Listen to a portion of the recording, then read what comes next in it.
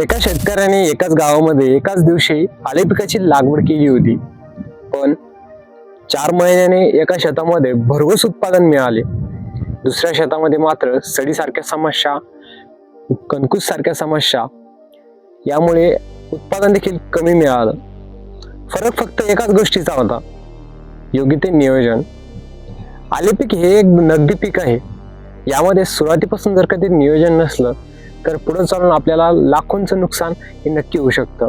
कल्पना करा, तुम्ही चांगलं बियाणं खरेदी केलं, चांगला खर्च केला, चांगली मेहनत घेतली, काही दिवस आपलं पीक हे चांगल्या प्रकारे डोलू लागलं होतं, पण काही दिवसानंतर आपल्या पिकामध्ये जर कधी पिवळेपणा पडू लागला, आपल्या पिकाची वाढ ही थांबून गेली.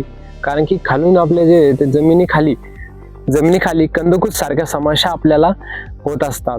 अशा वेळी शेतकऱ्यांना वाटतं की औषधी फवारणी केल्या की सर्व काही ठीक होऊन जाईल, पण मात्र त्यामागील खरं कारण काय असतं? कारण सुरुवातीपासून जर कधी योग्य ते नियोजन, योग्य ते पाण्याचा निचरा, सोबतच खत व्यवस्थापन, पाणी व्यवस्थापन जर कधी वेळोवेळी जर कधी केलं नाही तर आपल्या पिकामध्ये पुढे चालून लाखोंचं नुकसान आपलं इथं नक्कीच होऊ शकतं. त्यामुळे सुरुवातीपासून जर व्यवस्थित नियोजन केलं तर आपल्या आले पिकामध्ये देखील आपल्याला दर्जेदार उत्पादन नक्कीच मिळू शकतं.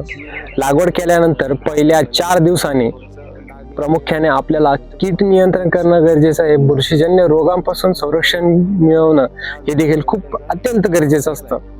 त्यासाठी बरेच शेतकरी रोकोचा वापर करत असतात. तुम्ही रोको किंवा साप पावडरचा देखील इथं वापर करू शकता. सोबत आपण एक कीटकनाशकाचा देखील इथं वापर करायचा आहे. बरेच शेतकरी गावच्या देखील वापर करतात. रोको आणि गावच्या यांच्या दोन्हीचं कॉम्बिनेशन अत्यंत चांगलं आहे.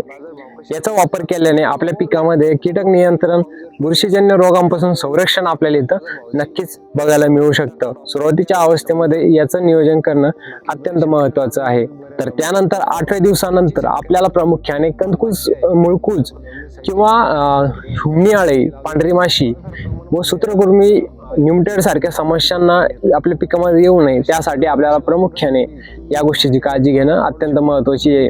जे की म्हणजे सर्वप्रथम आपल्याला इथं वापर करायचा आहे ट्रायकोडर्मा सुडोमोनास या बॅक्टेरियांचा. जर कधी आपण 8व्या दिवसानंतर जर कधी याचा वापर केला तर आपल्या पिकामध्ये आपल्याला कसली कंदकुज सारख्या समस्या बघायला मिळत नाही. शिवाय जर कधी आपण जैविकचा वापर केला तर आपल्या पिकामध्ये आपल्याला दीर्घकाळापर्यंत रिझल्ट याचा बघायला मिळत असतो. थोड्या हळूवारपणे काम करत असतं, पण जास्त रिझल्ट याचा मिळत असतो. सोबतच आपल्या पिकामध्ये हुमणी आळी, पांढरी माशी यासारख्या समस्या येऊ नये त्यासाठी आपण मेटलाक्झिम या बॅक्टेरियाचा वापर आपण इथं केला पाहिजे. सोबतच आपल्या पिकामध्ये जे काही निमोटेड सारख्या समस्या येऊ नये त्यासाठी आपल्याला पॅसोलेमायसिस या बॅक्टेरियाचा देखील आपल्या इथं वापर करणं गरजेचं आहे. यामुळे आपल्या पिकामध्ये कसलेही सुरुवातीच्या अवस्थेमध्ये जर कधी आपण निमोटेडसाठी या बॅक्टेरियाचा वापर केला तर आपल्या पिकाची मुळ ही चांगली राहत असते. तर शेतकरी मित्रांनो, लागवडीनंतर जर कधी आपल्या पिकाची एकसारखी उगम क्षमता होण्यासाठी, जर्मिनेशन चांगल्या प्रकारे होण्यासाठी प्रामुख्याने आपल्याला अमोनिया ॲसिड याचा देखील आपल्या पिकामध्ये वापर करणं अत्यंत गरजेचं आहे. याच्या वापरामुळे आपल्या पिकाची एकसारखी वाढ होत असते. उगम क्षमता ही जास्त प्रमाणामध्ये आपल्याला आपल्या पिकामध्ये लवकर बघायला मिळत असते. सोबतच शेतकरी मित्रांनो, जर कधी आपल्या पिकामध्ये आपले जर मुळी जर चांगली असेल तर आपल्याला पुढे जाऊन आपल्या पिकामध्ये कसलीच समस्या येत नसते.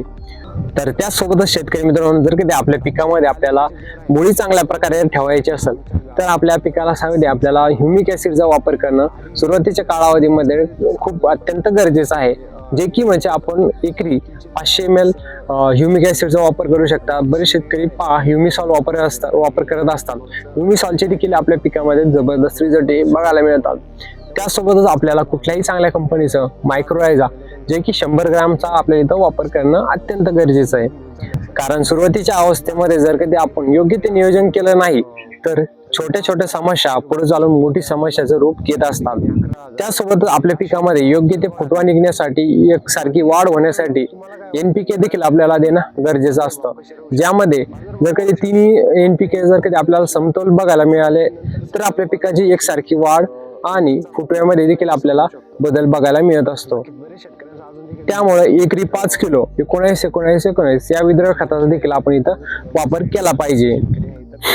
आणि त्यासोबतच आपल्या पिकामध्ये 23व्या दिवशी आपण कॅल्शियम नायट्रेटचा देखील आपण इथं वापर करणं गरजेचं आहे, ज्यामुळे आपल्या पिकाची मुळी चांगल्या प्रकारे सुधारू शकते. सुरुवातीच्या अवस्थेमध्ये आपल्या पिकाला उगम शक्ती चांगल्या प्रकारे होण्यासाठी देखील मदत मिळत असते. आपल्या पिकावर येणाऱ्या जे काही हीटमुळे जो ताण आहे तर त्या ताणापासून देखील आपल्या पिकाला संरक्षण करत असते. कारण की दिवसांदिवस बघितलं शेतकरी मित्रांनो, पाऊस हा वेळेवर पडत नाहीये, त्यामुळे आपल्या पिकामध्ये जास्त प्रमाणात हीट तयार होत आहे. त्यामुळे कॅल्शियम नायट्रेटमुळे आपल्या पिकाची उगम क्षमता देखील चांगल्या प्रकारे वाढू शकते. म्हणून आले पिकामध्ये जर कधी भरघोस उत्पादन जर कधी घ्यायचं असेल तर सुरुवातीपासून हे नियोजन करणं अत्यंत महत्त्वाचं आहे. 1 ते 30 दिवसामध्ये या नियोजनाचा वापर आपण निश्चित रूपाने केला पाहिजे, ज्यामुळे आपल्या पिकामध्ये भरघोस उत्पादन आपल्याला नक्कीच बघायला मिळू शकतं.